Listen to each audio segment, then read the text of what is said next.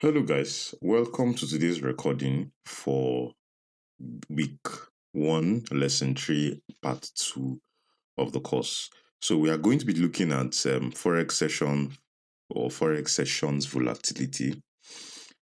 Essentially, what this aspect of the course, what this particular topic is supposed to cover is how well and how wide price moves in several different currency pairs within a trading session. Now, if you could remember in the last video, I talked about the major trading sessions, the 4 trading sessions that we had. And then I gave you the time in London session, in London UTC, West African time, Eastern time, both for New York and London. Then I told you to comment about Sydney and Tokyo, which some persons have done. You can always find these things online. There's no new thing that is going to be taught to you in Forex trading. But this is me bringing a new perspective to the whole thing. Yeah. Forex sessions or session volatility. So basically, like I explained not too long ago, right? Like I explained not too long ago in a previous video, one of the major ways that I explained that the measurement for the movement of price in the Forex market is, by the way, this is a new trading view account that I just purchased a premium for. And I would be using it to teach you how to set up your trading view, both on mobile and on your laptop. But for this case, I would be using the laptop to set up your trading view. Right? I will teach you in a subsequent video. Maybe the practical video for week 1 would be about how to set up your trading view and setting up a demo account. So, right, let's get into it. The measurement of the movement of price. For price to move from this point here to this point price moves in pips, right? Then the quantity of the currency pair you are buying or selling is lot size. I had already explained this earlier, which is why you should watch the videos the way they are arranged in the playlist. I already explained this earlier. So one of the ways that you measure price. In fact, the only way you measure the movement of price is in pips. Now, let me give you an example. If you pick up you come here and you pick up maybe the long or short position tool. Let's use the short position tool now. You just pin it randomly off the top of your head anywhere on the screen. Why isn't it reflecting? Good. Okay, see now. So you have here. Let's just put it anywhere. Okay, let's put it above this high, okay? It's not a strategy. I'm just showing an example. Let's put it above this high. Price is here, above this high. This is a high. Now, obviously, you know that. And then let's put, no, okay? Let's take this guy here, right? So watch this carefully. The distance between this low, right, and this middle line is 51.3 pips. 51.3 pips. You can see it here. The distance between this middle line, right, and this low of the green bar, this green space from here to here is 51.3 pips. The distance from this high to this middle line is 37.2 pips. Of course, you can see it here, 37.2 pips, right? 37.2 pips. Now, it's important that you understand this. Like I said, don't bother about the trading view. It's a new account I just purchased and registered. I just registered and then purchased premium for. And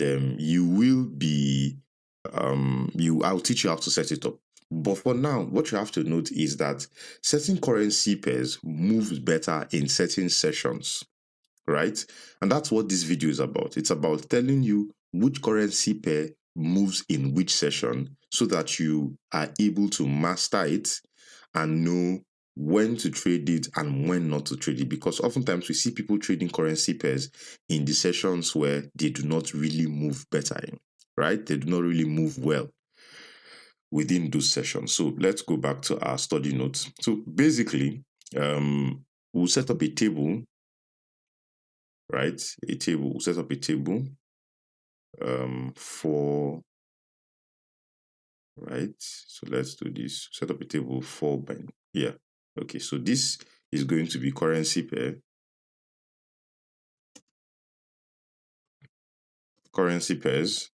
and this will be Tokyo session.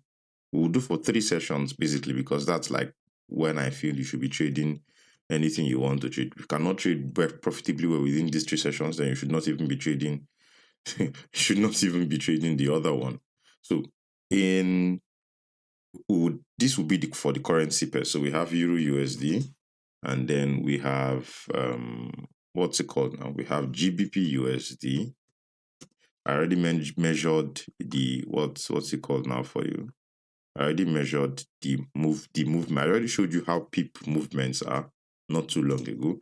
So USD JPY, we have AUD USD, and then we have NZD. These are like the major currency pairs. I had already explained what major currency pairs are, minor currency pairs, exotic currency pairs in a previous video. That's why you should be watching these videos serially the way they are arranged. So we have USD CHF, and then we also have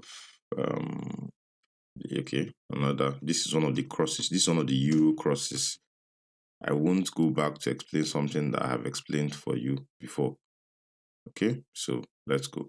So for the Euro USD, during the Tokyo session, it moves an average of 76 pips. Right, this is based on research, so I have a very good idea of what I'm saying. So for the Euro USD, during the Tokyo session, it moves an average of 76 pips, and then during the London session, it moves an average of 114 pips, and then during the New York session, it moves an average of 92 pips. So you have the reason why the pip movement is important is because the more distance the currency pair covers within a particular trading session, the more opportunities you're going to have, the more signals you're going to have, the more trades you have, the available volatility or liquidity of taking, because there's money in the market. The more movement basically means that there's more money in the market.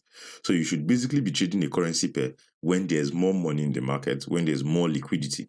So for GBP USD, right, during Tokyo session, the currency pair moves a average of 92 pips. Okay, and then during the London session, the currency pair moves an average of 127 pips. And then during the New York session, it moves a average of 99 pips. Okay, so for the USD JPY, the US dollar Japanese yen, during the Tokyo session, it moves a average of 51 pips. During the London session, it moves a average of 66 pips. And during the New York session, it moves a average of 59 pips. For AUD USD, during the London session, Tokyo session rather, it moves a average on a daily basis. These averages are on a daily basis, right? It moves a average of 77 pips. And during the London session, it moves a average of 83 pips. And during the New York session, it moves a average of 81 pips, right? So let me just put this quickly. 62 pips here, NZD USD during the Tokyo session. During the London session, 72 pips. During the New York session, 70 pips. For the USD card, which happens to be my favorite currency pair so far. So this is basically my darling Forex currency pair.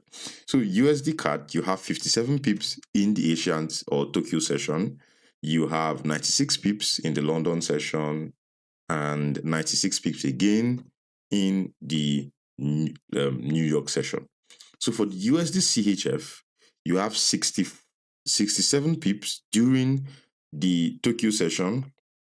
You have 102 pips during the London session and 83 pips during the during the New York session. For the Euro JPY, okay, one of the Euro crosses. There are several Euro crosses. There are also several GBP crosses. So for the Euro JPY, you have 102 pips during the Tokyo session. 129 pips during the London session, and during the New York session, 107 pips. Now, a corollary of this is the fact that it helps you better understand how price moves. And so you don't go about chasing price. It gives you an idea as to, okay, how you know that on the average. Let me give you an example. So if you come to euro dollar, like I said earlier, if you come to euro dollar and you would observe that on the London session, the euro dollar moves 114 pips, right? That's from 8 a.m. to 5 p.m. The euro dollar on a average does about 114 pips.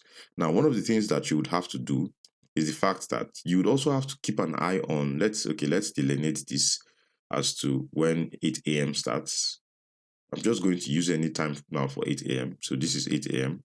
Watch the lower bar of where the screen is. This is 8 a.m. So that's where 8 a.m. starts from. And let's do that to about 17, which is 5 p.m. Good. So this is correct. This is London open, right? And this is London close. Good. So if you let's calculate on a average how much pip movement was done in this particular trading range. So let's start with the low of London. So this is the low of London, right? So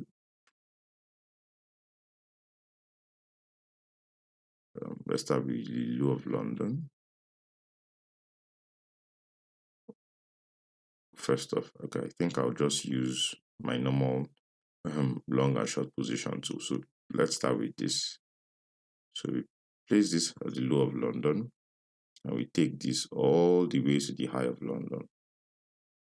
Okay, so let's see, the first leg of the movement of the day is 61 pips. Watch here, 61 pips. So from the low of London to the high of London session for that day is 61 pips. Right, so just bear that in mind, 61.3 pips. Now, let's check it out for, okay, good. Let's check from the high of the London session up until the low, the London close. So this is, so from the high of the London session, where I'm plotting this graph, this tool here, up until the low of the London session here. I'm not giving it to the precise pip point. I'm just giving you an average. So we had, previously we had 61 pips, and this is 78 pips. So approximately within this session, although you have to understand that both London and New York overlap, right? So from about 1 o'clock, 1 p.m., this is the beginning of New York session also. So from here to here is where London overlaps New York. From 1 p.m. to 5 p.m., watch the bar, watch here to know the timing. Okay, so from 1 p.m. to 5 p.m. is where London and New York overlaps. So it also helps in terms of how well the market moves. So the first leg of price was about 61 pips, right? 61 pips. And then the second leg of price is about 78 pips. Now, if you do the maths, you would find out that 61 plus 78, it's a bit higher than what we have here. Okay, so you see the practical implication of this is that, you know, if the market hasn't gotten to 114 pips for the day, of course we were testing US. What were we testing again? Sorry, I think we're testing USD card. Okay, good. So let's go back to this now. So USD card is supposed to move 96 pips in the day, in the London session, right? This is USD card. It's supposed to move 96 pips in the London session. So you know that at some point within the day, let's say you're trading and then you find out that just from here to here is about 61 pips. You know that the market is not done moving for that day. In terms of the London session, let me take this New York session delineator out. So you know the market is not done for that day. So if you have a trading opportunity or your strategy gives you a signal, you have the confidence of taking that trade because you know the market is still going to make a big move. it still has a lot of grounds to cover, right? I don't know if this makes sense to you. It's just like saying we're expecting anything above 96 pips move in the day. And let's say the first leg of price makes a 40 pip move. So you know that there would still be another approximately 50 to 60 pip move in the future. But oftentimes, sometimes you would find out that in the first few hours of London session, about 100 pip movement has happened. What you would realize is that for the rest of the day, price would just be doing what price did here, right? It would just be consolidating, moving sideways. So this volatility, this session volatility is supposed to help you understand, okay, I have my strategy. I know the market is giving me signals to trade, but do I have more room to take these trades? Because I'm expecting an average of a certain number of pip movement in a day, right? Does the market still provide me with more room to take these trades? It would make no sense that the Forex market, let's assume that from here to here, that the Forex market between 8 a.m. to about 1:15 or 1 p.m. did a $120 pip movement, and then you are now taking a signal that is giving you a target of 50 pips again. Where is the 50 pips supposed to come from? Sorry, where is it supposed to come from? Or you're taking a trade that is giving you, this is one of the reasons why people get really frustrated when they take trades and it does not hit take profits. The market is supposed to move for a certain number of pips in a day. Within that session, on a average now, don't get me wrong, I'm not saying it's always going to be 96 in London session for the USD card.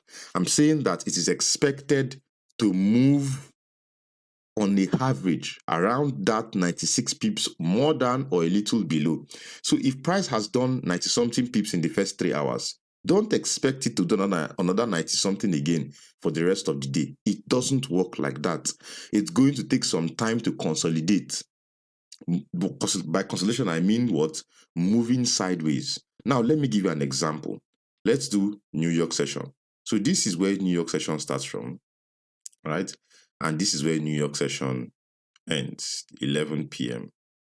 That's 23. Good. Okay. So let me give you an example. So USD card, this is that, and let's check this low. Let's check this low. USD card is expected to move for how many pips in a day under the New York session? Let's check it out together. 96 pips. Are we seeing this now? Still 96 pips. Let's go back to the charts. So from here, the high of the New York session to the low of the New York session is how many pips? 89 pips. Like I said, it can be a little above or a little below. But guess what? Once it got to almost the average price pip movement in a day, what has it been doing since? It has just been consolidating. It has been moving sideways up until the end of the session. This is what you have to keep in mind. Let's say this trade, you trade a bullish engulfing pattern, right? Let me give you an example now. So this is a bullish engulfing pattern here. This is just an example. And you come here, you take a long position tool. Please don't be confused by all of these things. It's just, what is it called now? You take a long position tool and then you place it at your entry here and your stop loss here. This trade is most likely going to be a loser for several reasons. One of the major reasons why it's going to be a loser, and I'm not cherry picking, this is live market data. One of the major reasons why it's going to be a loser is because the expected average movement of price in terms of the amount of pips the market is supposed to move in a particular day has already been concluded before your signal came out. So price is supposed to move for how many pips in a day? In terms of moving not just downwards but upwards, all of these minor movements in here. If you check all of these minor movements in here, you would find out that price has moved for over 100 pips. But guess what?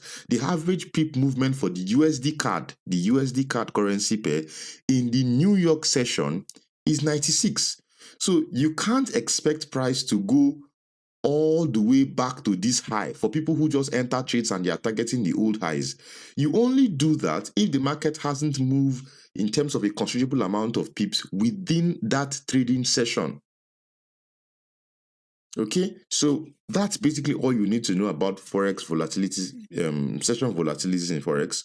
I hope this video helps you. And then for ease of understanding, just go back and test it. Just go back and test what I just did now.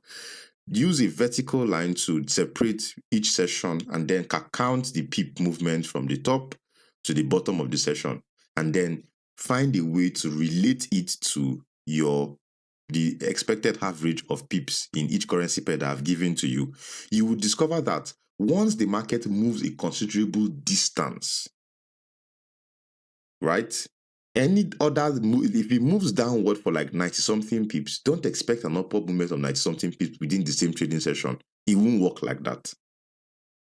It will not. So thank you very much for watching this video. Please do well to like and comment on the video, right? I've just given you a bit of a work to do. Go back through different trading sessions, just pull out your trading view, click any currency pair in the trading view after you register on it, and then just do what I just showed you. Check separate the sessions, New York and London sessions, and then plot your tool to tag from the high to the low and check how many pips it is with maybe your long position or your short position too. Thank you very much.